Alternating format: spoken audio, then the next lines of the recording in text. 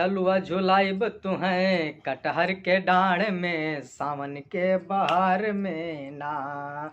झलुआ झुलाइब तुहें कटहर के डाढ़ में सावन के बहार में ना। सब जन झूलें अपने असी के संगे, सब जन झूलें अपने सैया के संगे, तुहें झुलाई देब साथ चौकीदार के सावन के बहार में ना।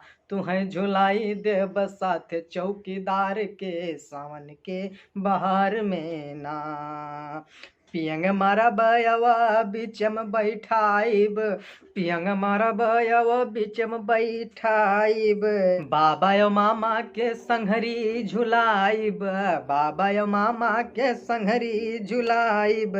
काबा काबा कहबो, कबा कबा कहबो तू बार बार हो सावन के बहार में ना। तुहें झुलाई देब झलुआ अनार में सावन के बहार में ना। जय श्री राम।